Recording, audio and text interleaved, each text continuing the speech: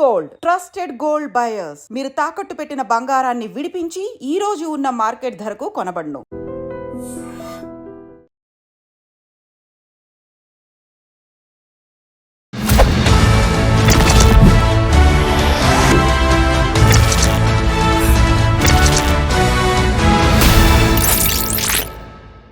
పరిచయం అక్కర్లేని కపుల్ దువ్వాడ శ్రీనివాస్, దివ్యల మాధురి.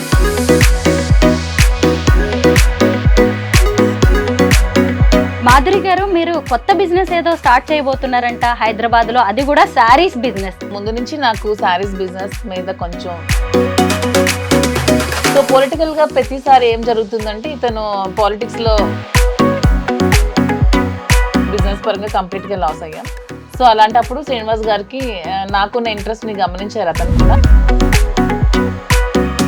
హైదరాబాద్ మదీనాగూడలో ఫస్ట్ బ్రాంచ్ అయితే స్టార్ట్ చేస్తున్నాం, కాంచీపురం బొక్లా సిల్క్స్ అని. మీకోసమే ఆవిడ అలా స్టాండ్ అయిపోయి ఉండడం, ఇంత పిచ్చిగా ప్రేమించడం మీకు ఎప్పుడైనా ఆశ్చర్యంగా అనిపిస్తుందా? నా జీవితం ఎప్పుడు ఆ ఈర్ష్య, అసూయ, ద్వేషం, ఆధిపత్యాల మధ్య నడిచింది. అలా విసిగిపోయి నాకు లేదా ఎక్కడికైనా వెళ్ళిపోదాం దూరంగా, ఇంక అయిపోయి 60 సంవత్సరాల తర్వాత ఇంక ఇదంతా క్లోజ్ చేసేద్దాం అని అనుకున్న నాకు మళ్ళీ ఆశలు చిగురించి నేను ఒంటరిగా ఏం చేయాలో అర్థం కాని పరిస్థితిలో ఈమె తోడు నాకు ఒక ఆసరాగా దొరికింది, ఒక చీకట్లో వెలుగులో. అలా అలా దగ్గర సొసైటీ కోసం, పెద్దల కోసం పెళ్లి చేసుకున్నట్టున్నారు, పిల్లల్ని కూడా కన్నారు, కానీ మీ జీవితాల్లో ఏదో వెళుతుంది. ఆ వెళితే ప్రేమ, ఆ ప్రేమ కరువైంది. ఆ ప్రేమ మా ఇద్దరి మధ్యలో.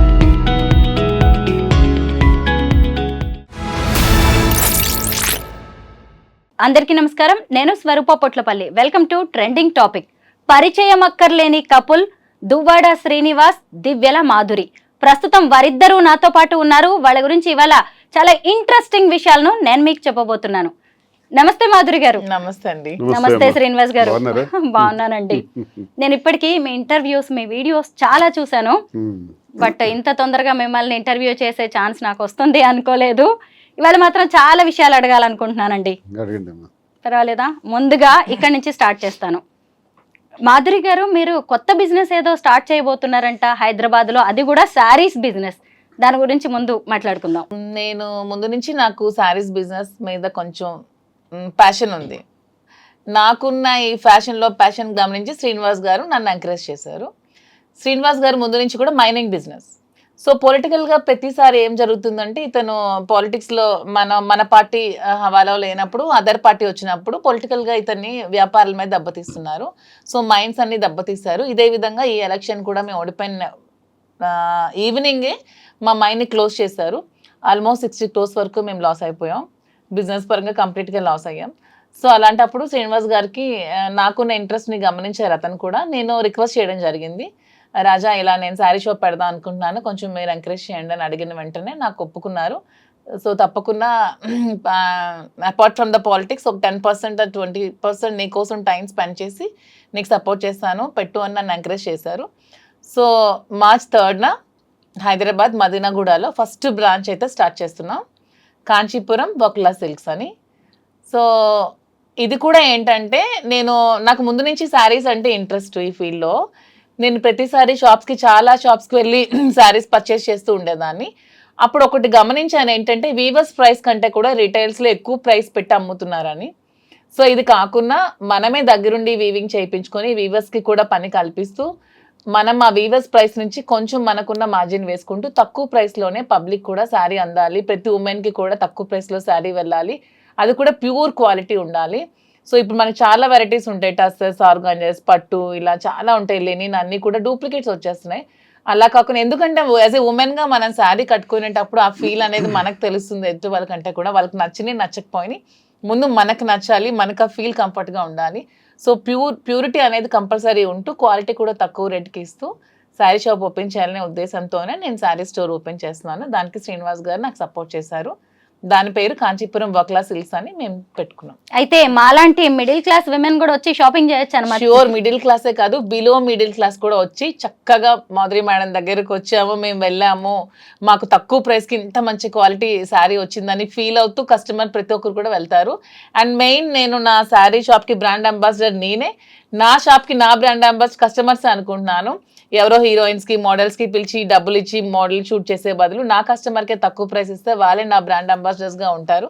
వాళ్ళే 10 మందికి వెళ్ళి చెప్తారు మేడం దగ్గర తక్కువ కాస్ట్ శారీ ఉందని. So public are my brand ambassador, my customers నా బ్రాండ్ అంబాసిడర్. శ్రీనివాస్ గారు చూసారు అసలు ఆ కాన్ఫిడెన్స్ లెవెల్స్. శ్రీనివాస్ గారే నా కాన్ఫిడెన్స్. అసలు అతను నా పక్కన ఉంటే నేను చాలా కాన్ఫిడెంట్ గా ఉంటాను. కాదు, చీరలు చూడడం కంటే కూడా ఆవిడని చూడడానికి వచ్చే వాళ్ళ కస్టమర్స్ సంఖ్య ఎక్కువగా ఉంటుందో ఏంటో. ఇప్పుడు మీరు మధ్యతరగతి అని అడిగారు కదా, మా కాన్సెప్ట్ కూడా ఏంటంటే సరసమైన ధర. ఇప్పుడు నేను చూస్తున్నాను, నాకైతే నాలెడ్జ్ లేదు ఈ సారీస్ మీద, పట్టు సిల్క్స్ మీద. తినుకున్నటువంటి ఎక్స్పీరియన్స్, ఆ ప్యాషన్ అన్నది ఎందుకు ఎక్స్పోజ్ చేయకూడదు, ఇది బిజినెస్లో ఎందుకు మనం 10 మందికి ఉపయోగపడకూడదు అనేది ఆలోచించి మగ్గాళ్ళ దగ్గరికి మేమే స్వయంగా వెళ్ళి ఒక 5-6 నెలలుగా ఈ ప్రాక్టీస్ చేస్తున్నాం. వారణాసి నుంచి ఇక్కడ బెంగళూరు వరకు చాలా ప్రాంతాల్లో, ముఖ్యమైన ప్రాంతాలన్నీ కంచి కానీ, ధర్మవరం కానీ, యాడికి కానీ, ఇలాంటి ప్రాంతాల్లో మగ్గాల వద్దకు వెళ్ళి వాళ్ళు నేస్తున్నటువంటి ఆ చీర, ఆ క్వాలిటీ ఏదైతే ఉందో దానికి సరైనటువంటి ధర వచ్చే విధంగా. ఎందుకంటే మగ్గందారుడికి కూలే మిగులుతుంది, ఎవరైతే కొంటున్నారో వాళ్ళకి 6 నుంచి 7 రెట్లు ధర పలుకుతుంది కస్టమర్కి. ఈ చీరల వ్యాపారంలో నష్టపోతున్న వాళ్ళు 1 మగ్గందారుడు నేతన్న, 2 కస్టమర్. వీళ్ళకి న్యాయం చేయాలి. అందుకే నేను డైరెక్ట్ మగ్గందారుడి దగ్గరికి వెళ్ళి నీకు న్యాయంగా అయినటువంటి ధర ఇప్పిస్తాం కాబట్టి నువ్వు అవన్నీ మాకు అందించని చెప్పడం జరిగింది. వాళ్ళు అవన్నీ కూడా మగ్గాల ద్వారా చాలా సేకరించుతాను. నేనేం చెప్తున్నానంటే నాణ్యత ప్రాధాన్యత, నాణ్యతే మా ప్రామాణికం. Quality is our predominance. దీనిని ఎప్పుడూ కూడా మనం మైండ్ నుంచి తీయకూడదు. ఎందుకంటే వ్యాపారం చేసిన తర్వాత వ్యాపారం పెట్టినవాడు ఎవరో తెలుస్తుంది, వ్యాపారం ప్రారంభించిన తర్వాత ఎక్కడైనా సరే. మా పరిస్థితి ఏంటంటే ఈ వ్యాపారం ప్రారంభించక ముందే మేము ఎవరో తెలుసు, మా మీద ఎక్స్పెక్టేషన్స్ ఉంటాయి. ఈయన రాజకీయాలకు చెందిన వ్యక్తి కదా, ప్రజల పట్ల మరి వర్తకుల ఈ కస్టమర్స్ పట్ల ఏ విధమైనటువంటి బాధ్యతతో ఈయన ఈ వ్యాపారం చేయగలుగుతారు మాధురి కానీ శ్రీనివాస్ కానీ అనుకోవచ్చు. కాబట్టి వాళ్ళకి న్యాయం చేయాలి. మా దగ్గరకు వచ్చే కస్టమర్ ఇప్పుడు ఫర్ ఎగ్జాంపుల్ 50,000 రూపాయలకు మగ్గందారుడి దగ్గర కొంటే ఇక్కడ 3 లక్షల రూపాయలకు అమ్ముతున్నారు. ఎందుకు అంత ధరకు అమ్మాలి? అప్పుడు అక్కడ మీరు అన్నట్టు ఒక మధ్యతరగతి కుటుంబానికి చెందినటువంటి ఒక మహిళ వచ్చి ఆ చీరను కొనాలంటే 3 లక్షలు అని కొనలేకపోవచ్చు. కానీ మా ఉద్దేశం అది కాదు.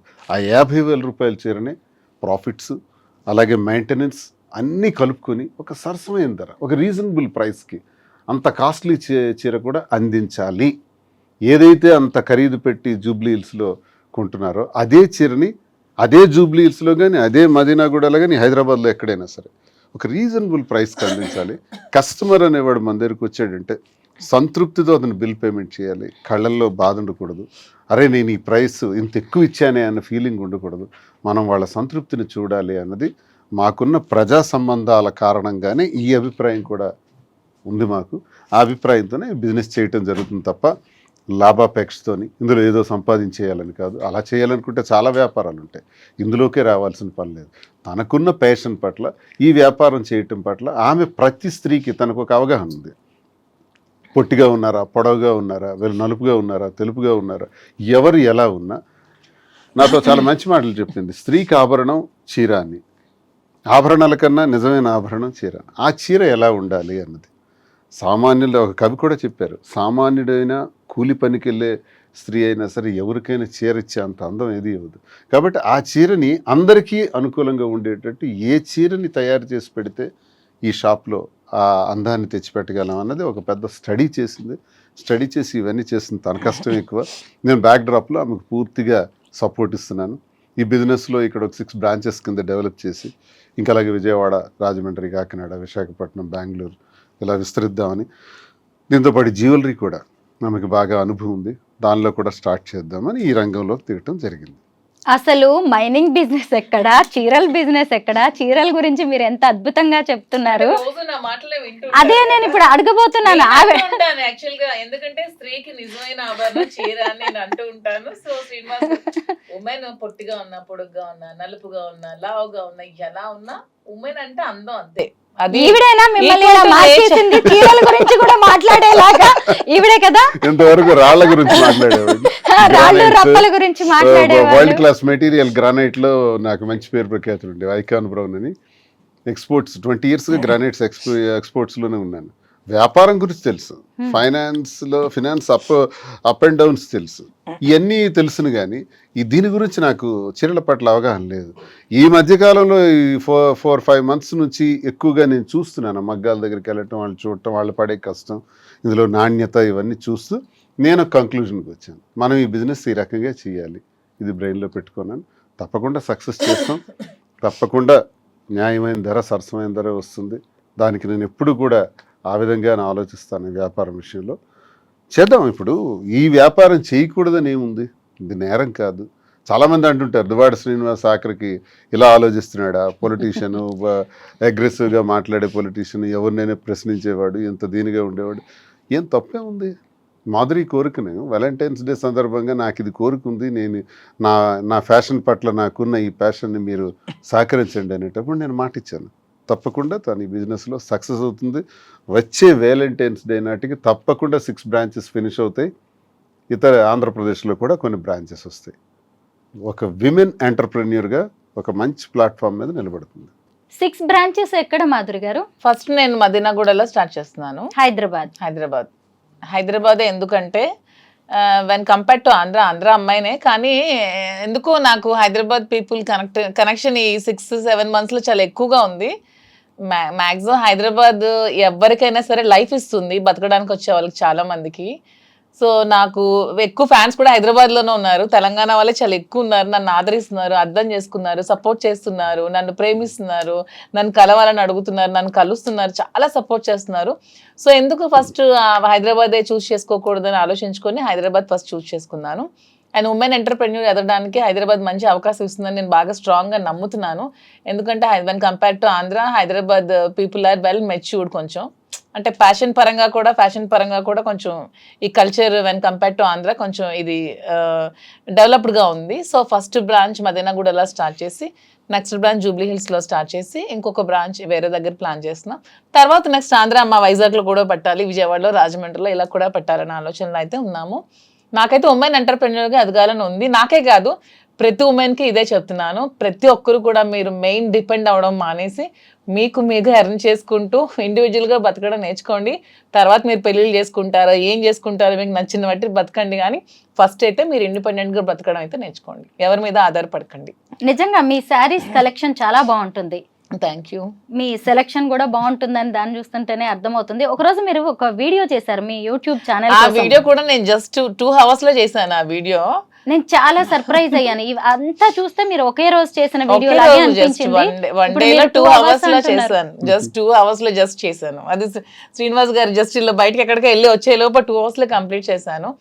యూట్యూబ్ వీడియోస్ కూడా ఎందుకు స్టార్ట్ చేశానంటే నాకు ముందు నుంచి కూడా పబ్లిక్ దగ్గర అవడం ఇష్టం. ఆ విధంగానే డాన్స్ స్కూల్ స్టార్ట్ చేశాను. పిల్లలకి డాన్స్ చెప్పడం, ఉమెన్ కి డాన్స్ చెప్పడం, ఎక్కువ నాకు గ్యాదరింగ్స్ ఉమెన్ తో ఎక్కువ క్రౌడీ పీపుల్ తో ఉండడం నాకు ముందు నుంచి ఇష్టం. ఆ విధంగానే పాలిటిక్స్ లోకి వచ్చాను. సో ఆ విధంగానే ఈ బిజినెస్ లోకి వస్తే మోర్ కనెక్టింగ్ పీపుల్ అవ్వచ్చు, బాగా ఉండొచ్చు అనే ఉద్దేశంతోనే మళ్ళీ ఈ బిజినెస్ కూడా స్టార్ట్ చేస్తాను. మీరు ఆల్రెడీ ఎంటర్ప్రెన్యూర్ కదా, ఆల్రెడీ బిజినెసెస్ ఉన్నాయి మీకు, పెట్రోల్ బంక్ లాంటివి. మరి వాటి సంగతి ఏంటి? మీరు ఇక్కడికి వచ్చేసి పెట్రోల్ బంక్ కూడా రన్ అవుతుంది. పెట్రోల్ బంక్ అంటే మనం ఎంతమందికి జాబ్ ఇవ్వచ్చు, ఎంప్లాయ్మెంట్ 3 or 4. ఇదే ఈ షాప్ లో నేను 50 మందికి, 60 మందికి, 100 మందికి, 1000 మందికి నేను ఎంప్లాయ్మెంట్ ఇవ్వచ్చు. నాకు హ్యాపీగా ఉంటుంది కదా. నేను ఒక 1000 మందికి నేను నా దగ్గర బ్రతుకుతున్నారంటే ఆ వచ్చే ఫీలింగ్ మజా వేరు. శ్రీనివాస్ గారు, మరి మీరు ఇక్కడే ఉంటారా హైదరాబాద్ లో? నేను టెక్కల్ కాన్స్టిట్యున్సీలో ఉంటాను. టెక్కల్ కాన్స్టిట్యున్సీలో మేము ప్లాన్ చేసుకున్నాం బిజినెస్ చేసేటప్పుడు. ఒక 4 days అక్కడ, 3 days ఇక్కడ. అలాగే మాధురి వస్తుంటారు, వెళ్తుంటారు, నేను వస్తుంటాను, వెళ్తుంటాను. జస్ట్ 3 hours హైదరాబాద్లో ఉంటాం ఫ్లైట్కి వచ్చి. ఇక్కడ నుంచి బయలుదేరితే మరో 3 hours టెక్కల్లో ఉంటాం. ప్రజా సమస్యలు ఇప్పుడు ప్రస్తుతం మాకు 29లో ఎలక్షన్ అయితే ఓ 2 years గ్యాప్ బాగా దొరికింది. ప్రస్తుతానికి చిన్న చిన్న సమస్యలు ఉన్నాయి, కార్యకర్తలకి ఇబ్బందులు పెడుతున్నారు. అలాగే పెళ్ళిళ్ళు, ఏవైనా ఫంక్షన్లు ఉంటే వాటికి హాజరవటం, కార్యకర్తలకు ఇబ్బంది వస్తే నిలబడటం, గ్యాప్ కొంచెం ఉంది. కాబట్టి ఈ గ్యాప్లో బిజినెస్ని పికప్ చేద్దామని ఇది సీరియస్గా తీసుకున్నాను. అంటే హైదరాబాద్ వచ్చి వెళ్తుంటాను. ఇక్కడ కూడా ఇల్లు తీసుకుంటున్నాం, ఇక్కడ ఉండటం జరుగుతుంది, అక్కడ ఉండటం జరుగుతుంది. పాలిటిక్స్ అనేది మాకు ఊపిరి. పాలిటిక్స్ 25 సంవత్సరాల కష్టం, అది ఎక్కడ విడిచిపెడతాం? ఫస్ట్ అది అది చేసి తీరుతాం. అది ఉంటే ఇది ఉంటుంది. మీ అన్ని బిజినెస్ మల్టిపుల్. మీ బిజినెస్ కోసం మరి ఆయన మరి ఇక్కడ ఉండడం అక్కడ ఉండడం ఇబ్బంది ఏమి మా రాదంటారా? ఇద్దరికి కూడా ఫస్ట్ పాలిటిక్సే మా లైఫ్, తర్వాత బిజినెస్ మా ప్యాషన్. సో పాలిటిక్స్ వదిలేదే లేదు అసలు. మేము రాజకీయాలు అనేది వదిలేదే లేదు. అతను ఊపిరినంత వరకు రాజకీయాలు చేస్తూనే ఉంటారు, ప్రజల కోసం పోరాడుతూనే ఉంటారు, ప్రజల పక్షాన్ని నిలబడుతూనే ఉంటారు. సో బిజినెస్ కోసం పాలిటిక్స్ వదిలేది లేదు. ఎంతమంది బిజినెస్ చేస్తూ పాలిటిక్స్ చేయట్లేదు?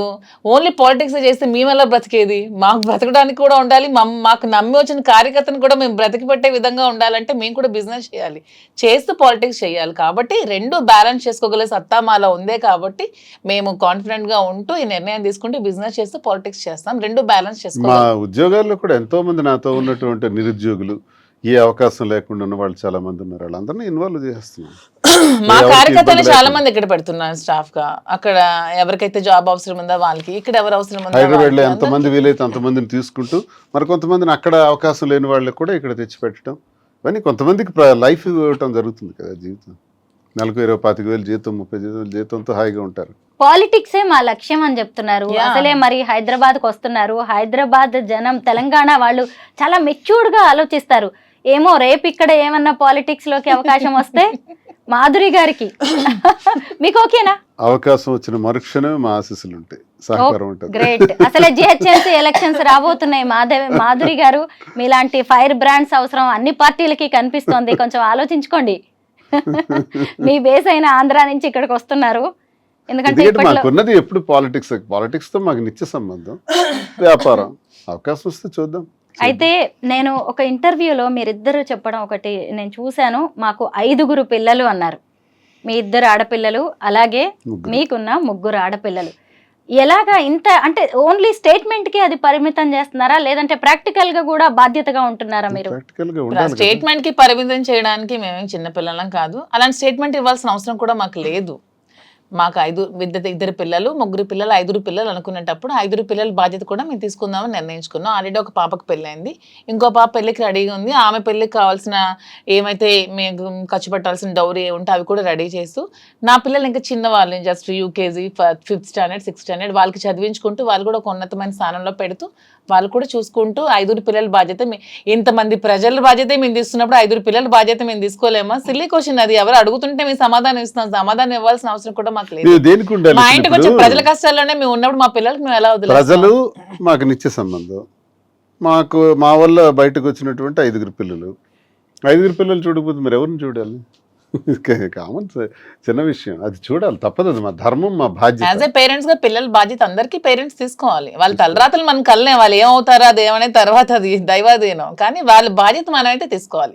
వాళ్ళకి ఏ రంగంలో కావాలంటే ఆ రంగంలో పెట్టాలి. వాళ్ళకి ఎలా కావాలంటే ఏ ఫీల్డ్ కావాలంటే ఆ ఫీల్డ్ లో ఉంచి వాళ్ళని చూసుకోవాలని మేమైతే నమ్ముతున్నాం, అలాగే చూసుకుంటున్నాం. మాధురి గారు, మీ పిల్లలు 3 కూడా చిన్నవాళ్ళు. మరి ఇప్పుడు వాళ్ళు హైదరాబాద్కి వస్తారా మీతో పాటు? ఈ నెక్స్ట్ ఇయర్ అయితే హైదరాబాద్ లోనే పెట్టి ఇక్కడే స్కూల్లో జాయిన్ చేద్దామని అయితే నేను అనుకుంటున్నాను.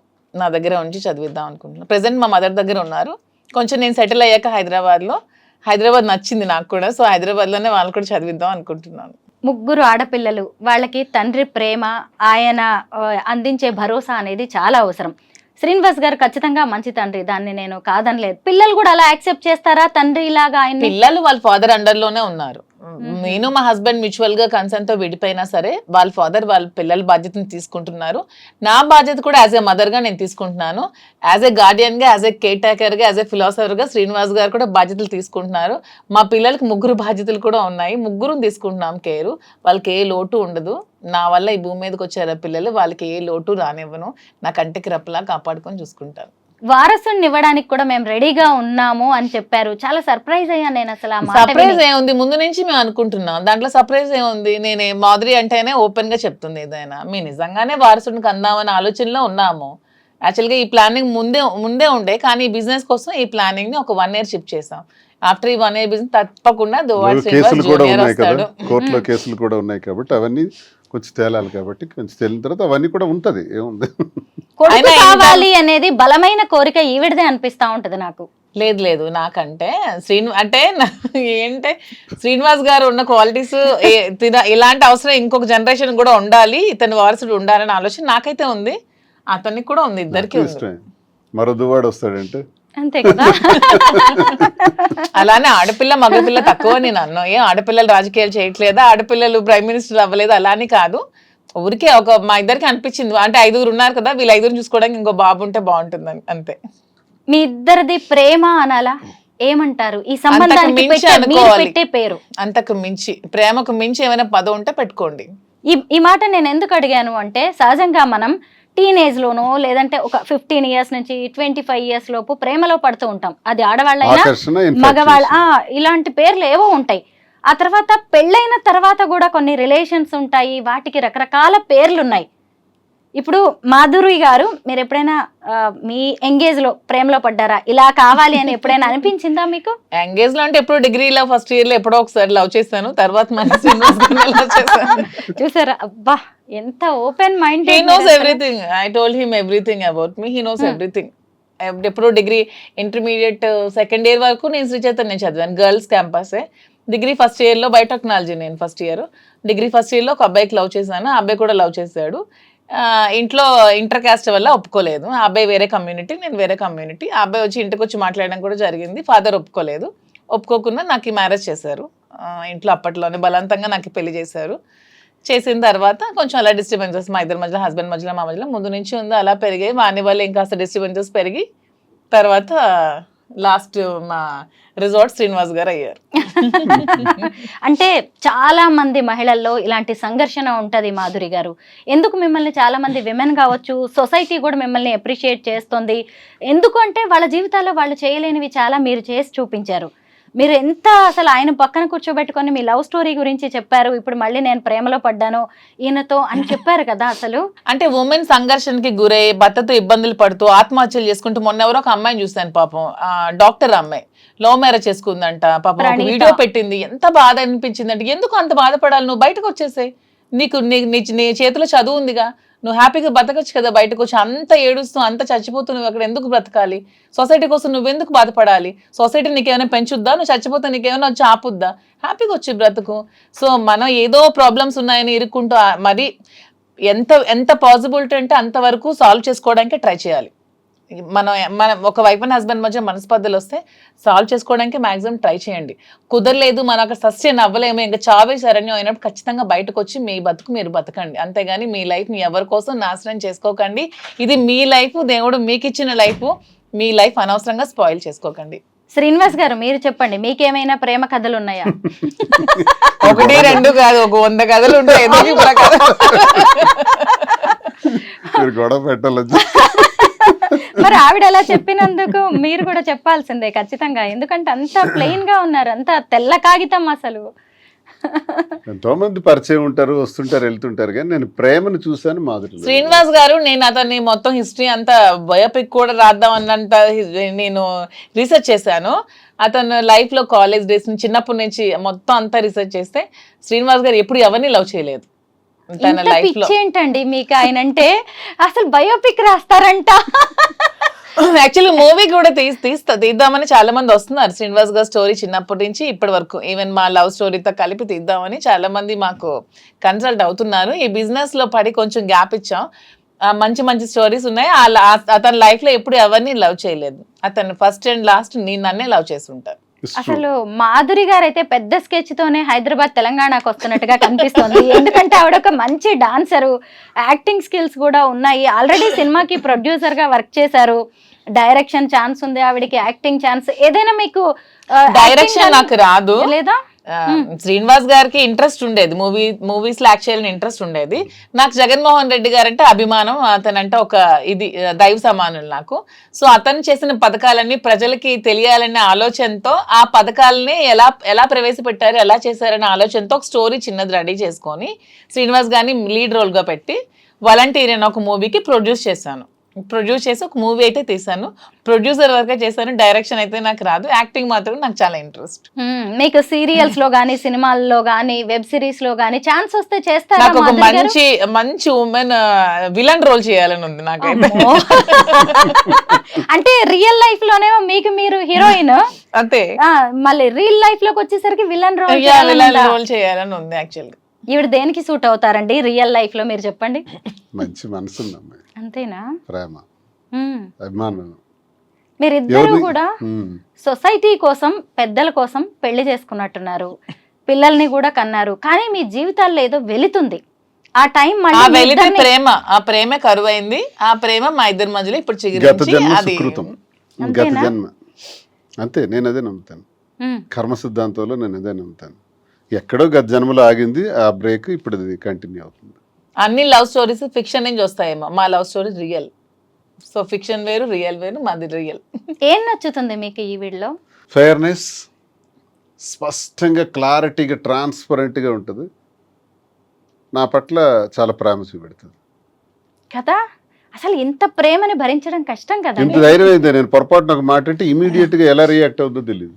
ఓమో, భయమేస్తుందా మీకు? అందుకే నేను చాలా జాగ్రత్తగా ఏమన్నా.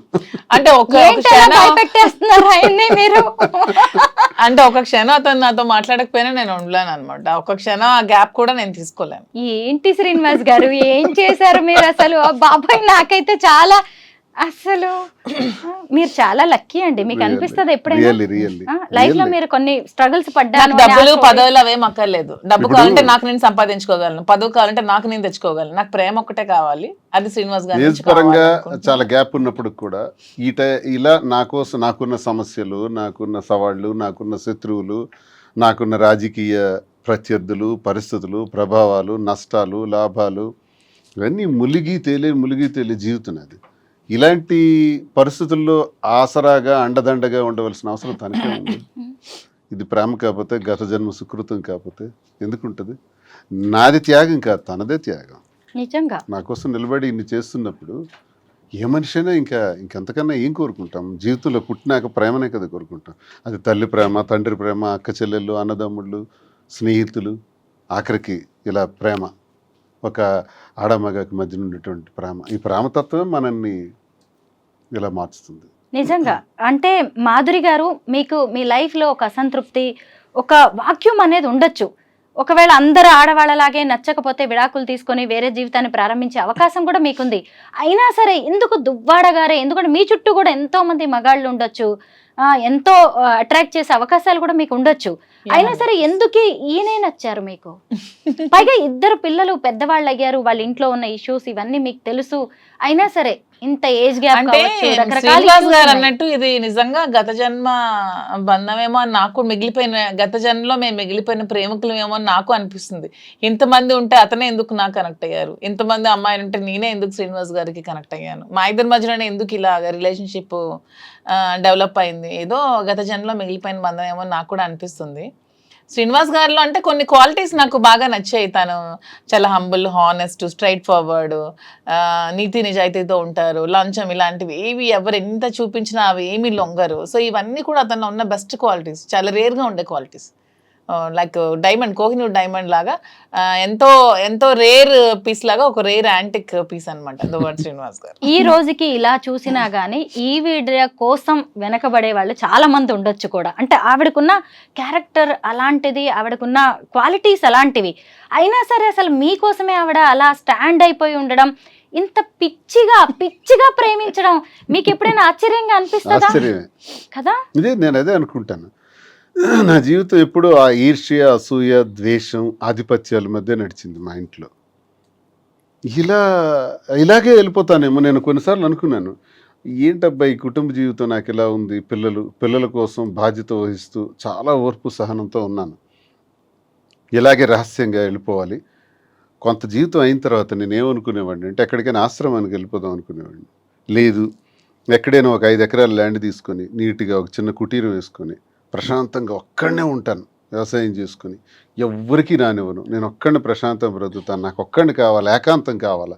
విసిగిపోయాను అనమాట ఇంటి వ్యవహారాలకి.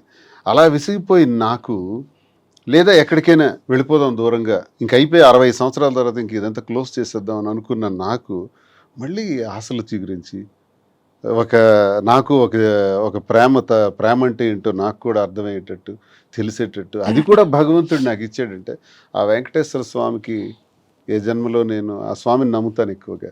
నిత్యం నేను స్వామినే ప్రార్థిస్తాను. నా ఇంటి ఇలవెల్పు స్వామి ఇచ్చిన ఇదే నాకు అని నేను భావిస్తాను. తోటి మగవాళ్ళు కూడా ఈర్ష్య పడే అంత అదృష్టం మీది. ఎస్. కదా, అన్నిటినీ డబ్బులతో కొలవలేమో మాధురి గారు. డబ్బు కాదు ఇక్కడ, డబ్బు ఈ రోజుల్లో ఎవరు సంపాదించట్లేదమ్మా, ప్రతి ఒక్కరు డబ్బులు నా దగ్గర సంపాదించారు. ఏముంది ఇప్పుడు అలా అయితే నిజమే. అంతే కదా. నిజంగా అసలు అంటే ఈవిడ అమాయకురాలు అనిపిస్తుంది ఇక్కడ చూసినప్పుడు, మీరు మాత్రం లక్కీ అనిపిస్తుంది. అలా మాట్లాడుతూనే ఉంటారు కానీ అంటే ఆవిడ ఎక్కడ లెక్కలేసుకోలేదండి నేను గమనించినంత వరకు. 100% ట్రూ.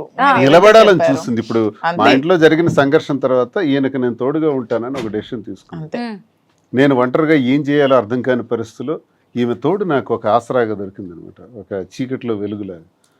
అలా అలా అలా దగ్గరైంది. అది ఆ కారణం ఏంటంటే ప్రేమ, హిడెన్ లవ్, ఎక్కడో ఒక దగ్గర బయటపడినటువంటి ప్రేమ ఉంది. అది మాకు మా మధ్య ఈ స్థితికి దారితీస్తుంది తప్ప అందరూ ట్రోల్ చేసేటట్టు మేమేదో స్వార్థపూరితంగాను ఇంకొక దురాశ ఆశలతోనో ఇది చేయలేదు. మా పరిస్థితులే మాకు ఈ స్థితికి దారితీసాయి. ఇందులో ప్రేమ అన్నది మాకు ఇంత బలంగా మమ్మల్ని దగ్గర తీసింది. ఈ ప్రేమతో దగ్గరైనటువంటి మేము ప్రజలకు కానీ మా మీద ఆధారపడిన పిల్లలకు కానీ మేము పూర్తిగా భరోసాగా ఉండాలి. ఏదైతే ఇంక శేష జీవితం ఉంటుందో ఆ జీవితంలో మరిన్ని మంచి వ్యాపారాలు చేయాలి, మరింత మందికి ఉపయోగపడాలి, ఒక విమెన్ ఎంటర్ప్రెన్యూర్గా ఆమెను నిల్చోబెట్టాలి. నేను అన్నీ చూశాను. నేను బిజినెస్లో పీక్స్కి వెళ్ళాను, రాజకీయాలు చూశాను, అన్నీ చూశాను. ఇంకా నాకు అది ఇది చూడాలనే కోరికలు అయితే లేవు. ఆమెకు సపోర్ట్గా ఉందాం, ఏం చేస్తే అటన్నిటికీ ముందు సపోర్ట్ చేస్తాను. బిజినెస్లో కానీ రాజకీయాల్లో కానీ ఏం చేసినా పర్వాలేదు. మాధురి గారు, శ్రీనివాస్ గారు ఒక ప్రజాప్రతినిధి. ఆయన హీరోయిజం మీకు బాగా నచ్చుతుంది, ఆయన మంచితనం మీకు బాగా నచ్చుతుంది. కానీ ఆయన ఫ్యామిలీ విషయంలో ఆయనకి ఇంకా బాధ్యత ఉంది. పెద్దమ్మాయి పెళ్ళి అయింది, చిన్నమ్మాయికి ఇంకా ఆయన పెళ్లి చేయాల్సి ఉంది. భార్య సరే ఎటు పోయి ఎటు వచ్చినా ఆమె విషయంలో కూడా ఆయనకి బాధ్యత ఉంది. ఒకవేళ ఆయన ఆ బాధ్యతలు నెరవేర్చే క్రమంలో మీరు ఆసరాగా నిలబడతారా ఆయనకి? అదే చెప్తున్నాను, ఆమె విషయంలో బాధ్యతగా ఉంటూ ఆస్తి అంతా ఆమెకి రాసి వచ్చేసారు. అతను ఇది 0 బ్యాంక్ బ్యాలెన్స్ నా దగ్గరికి వచ్చారు. తను ఒక బాధ్యత పెట్టుకున్నారు. చిన్న పాప పెళ్లికి వాళ్ళు తను ఫైనాన్షియల్ గా అంతా ఇచ్చేసినా సరే తండ్రిగా నా బాధ్యత నేను నిర్వర్తించాలని నాకు అడిగినప్పుడు తప్పకుండా చేద్దాము, మీరు ఎలా చేయాలంటే అలా చేయండి అని చెప్పి నేను కూడా అతనికి సపోర్ట్ చేయడం జరిగింది. ఆ విషయంలో నేను ఎప్పుడు కూడా అతనికి అడ్డు చెప్పేదే లేదు. చాలా మంది ఆడవాళ్ళు ఇలాగా ఇష్టమైన వ్యక్తులను ఇష్టపడుతూ ఉంటారు, కానీ బయటకు చెప్పలేక కొంతమంది అయితే హత్యల దగ్గరకు వెళ్తున్నారు, ఆత్మహత్యల దాకా వెళ్తూ ఉంటారు. అసలు మీరు ఎలా ఫేస్ చేస్తున్నారు సొసైటీని? సొసైటీని నేను ఎప్పుడు నన్ను విమర్శించే వాళ్ళకి నేను ఇది పొంగిపోను, నన్ను విమర్శిస్తే నేనేం కృంగిపోను, నన్ను పొగిడితే నేనేమి పొంగిపోను. రెండు బ్యాలెన్స్ చేసుకుంటూ వెళ్తాను. మనల్ని అర్థం చేసుకున్న వాళ్ళు మనకు దగ్గరగా ఉంటారు, లేని వాళ్ళు దూరంగా ఉంటారు. సొసైటీని ఎప్పుడు ఎవరు పట్టించుకోకండి అమ్మా. సొసైటీ ఎప్పుడు మనం ఎలా ఉన్నా సరే ఎప్పుడు ఏదో ఒకటి అంటూనే ఉంటుందని ఎప్పుడు 10 సార్లు ఇదే చెప్తున్నాను. ఉమెన్ ఎలా ఉన్నా సరే సొసైటీ అనేది కామెంట్స్ చేస్తూనే ఉంటుంది ఎవ్రీ ఫీల్డ్లో. ఈవెన్ సినిమాల్లో కానీ, మీ జర్నలిజంలో కానీ, ఈ సీరియల్స్ యాక్ట్ చేసే వాళ్ళు కానీ, బిజినెస్ ఉమెన్ కానీ, ఏదైనా సరే ఉమెన్ ప్రతిరోజు కూడా ప్రాబ్లమ్స్ ఫేస్ చేస్తూనే ఉన్నారు. ఇలా విమర్శలు, కాంట్రవర్సీలు ఎదుర్కొంటూనే ఉన్నారు.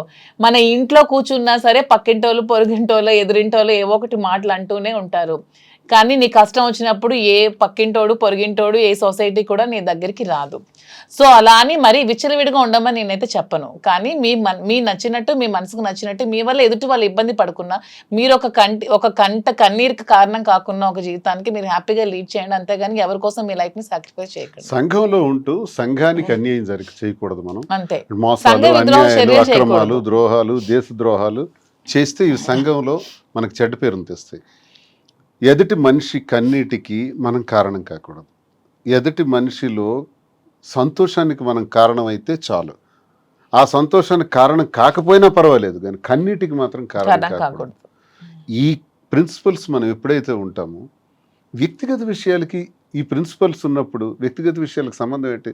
ప్రతి జీవితంలో కూడా మీరు అన్నట్టు చాలామంది మెన్, చాలామంది మగాళ్ళకి భార్యా బాధితులు ఉన్నారు, కుటుంబపరమైన ఇబ్బందులు ఉండేవాళ్ళు ఉన్నారు, మానసిక రోగాలతో బాధపడుతున్న వాళ్ళు ఉన్నారు, ఆర్థిక ఇబ్బందులతో ఉన్న వాళ్ళు ఉన్నారు, ఎన్నో సమస్యలతో ఉన్న వాళ్ళు ఉన్నారు. అలాగే మహిళలు భర్త వేధింపులతో బాధపడుతున్న వాళ్ళు ఉన్నారు, అలాగే కుటుంబ సంబంధాలతో బాధపడుతున్నటువంటి వాళ్ళు ఉన్నారు. ఇవందరూ ఈ సమస్యల మధ్య వాళ్ళ వ్యక్తిగత జీవితాల్లో ఏదో ఒక నిర్ణయం తీసుకోక తప్పదు. ఒక కోణం ఉంటుంది, అది తప్పు కాదు. అది వాళ్ళ వ్యక్తిగత పరిస్థితులను బట్టి వాళ్ళ నిర్ణయం తీసుకున్నారు. తీసుకున్నంత మాత్రాన్ని ఇది సమాజానికి సంబంధించినటువంటి విషయంగా భావించి ఆత్మహత్యలకు, ఇంకో రకంగాను జీవితాన్ని త్యజించడం అన్నది దుర్మార్గం. ఇలా ఎవ్వరు చేయకూడదని నేను కోరుకుంటున్నాను. మళ్ళీ మళ్ళీ మనం పుట్టాం, ఒకసారి పుడతాం సైంటిఫిక్గా ఆలోచిస్తే. ఈ పుట్టిన జీవితం చాలా చిన్నది. ఈ చిన్న దానిలో సంతోషంగా ఉండడానికి ప్రయత్నించాలి, ప్రేమతత్వంతో ఉండడానికి ప్రయత్నించాలి.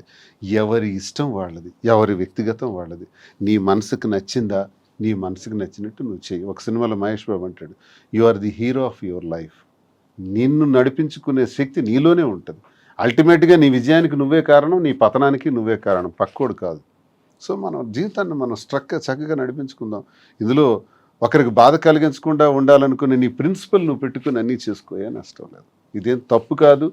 దీన్ని రహస్యంగా మాధురి ఎవరో నాకు తెలియదు, శ్రీని ఎవరో నాకు తెలియదు అని తను అనేయచ్చు, తప్పించుకోవచ్చు. అందరూ చేస్తున్నది ఇదే. మేము అలా చెప్పదలుచుకోలేదు.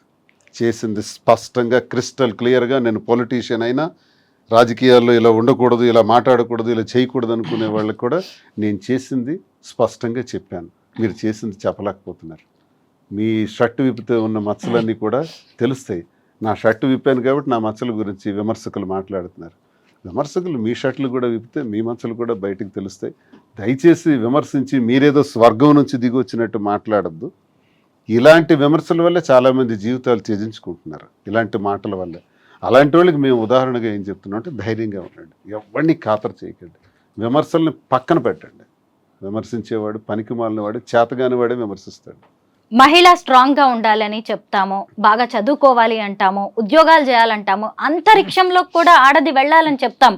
కానీ అదే పర్సనల్ లైఫ్లోకి వచ్చేసరికి మాత్రం ఎవరిని పెళ్లి చేసుకుంటే వాళ్ళతోనే ఉండాలి, ఆ చెయ్యి వదిలేసిరా, నీకు ఇష్టమైన మళ్ళీ ఇంకొక మగాడి చెయ్యి పట్టుకొని ఏ సమాజమూ చెప్పదు.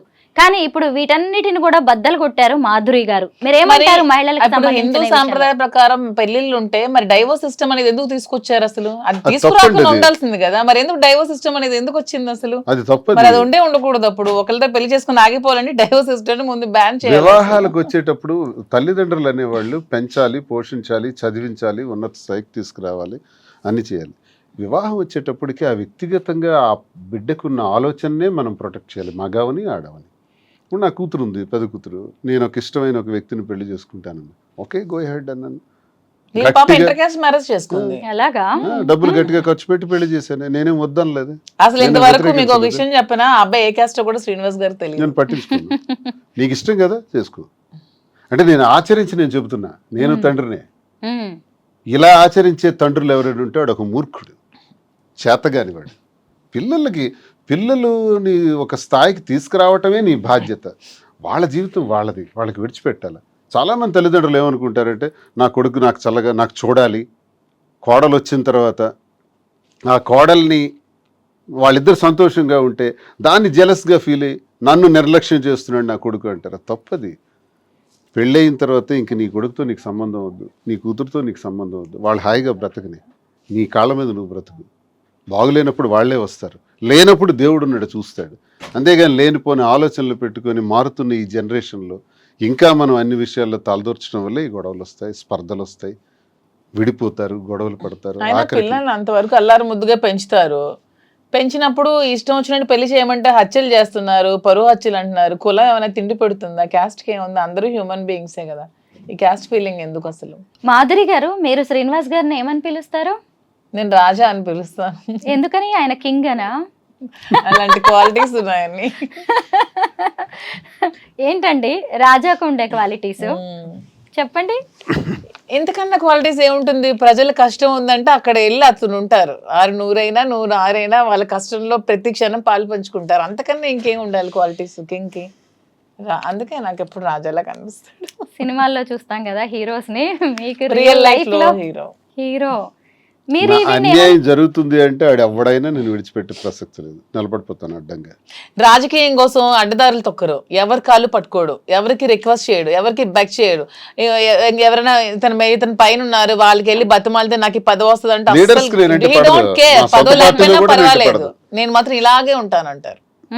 ఇంతవరకు ఏ రోజు కూడా నాకు ఈ పదవి కావాలి, నా టికెట్ కావాలని ఏ రోజు కూడా చేయి చాచి ఎవరికి అడగలేదు. అన్ని అతని కాళ్ళ దగ్గరికి వచ్చాయి అంతే. అతని దురదృష్టం, అతని ఫ్యామిలీ పరంగా కొన్ని ప్రాబ్లమ్స్ ఫేస్ చేయడం వల్ల అతి తక్కువ ఓట్ల మెజారిటీతో 3000 2000 ఓట్లతో, అది కూడా ఫ్యామిలీ ప్రాబ్లమ్స్ వల్ల ఓడిపోయారు తప్పితే అతను ఎప్పుడు ప్రజా జీవితంలో ఎప్పుడో నగ్గేశారు. మీరు ఆవిడ ఏమని పిలుస్తారు? రాజు అంటే ఏంటి రాజారాజు. రాజారాజు ఏంటండి ఏమైనా పర్టికులర్ అలా ఏం కాదు, మా ఇంటి దేవత కులదేవత రాజులమ్మ తల్లి అనమాట. సో అలాగా మా ఇంటి దేవత అని చెప్పి నాకు అలా రాజు అని పిలుస్తారు. అలా ఎప్పుడైనా మీరు ఆయన మీద అలుగుతారా అండి? చాలా సార్లు. ఎందుకు? ఏంటి రీజన్స్ ఏముంటాయి? నాకు చిన్న ప్రియారిటీ దగ్గర నేను తట్టుకోలేను. ఇష్టమే మీకు ఇంకా. నా చెప్పాను కదా, నాకు పదవులు డబ్బులు ఇవన్నీ కాదు, ప్రియారిటీ కావాలి, ప్రేమ కావాలి. ఆ తగ్గితే మాత్రం నేను ఊరుకోను. అలుగుతుంది మళ్ళీ నా దగ్గరికి వస్తుంది. అలాగే వెళ్ళి సారీ చెప్పేమని అడిగేస్తాను, ఎందుకంటే ఎక్కువసేపు ఉండలేను కదా. మళ్ళీ ఆయనే కావాలి మీకు. ప్రియారిటీ తగ్గడం అంటే ఏం చేస్తూ ఉంటారు?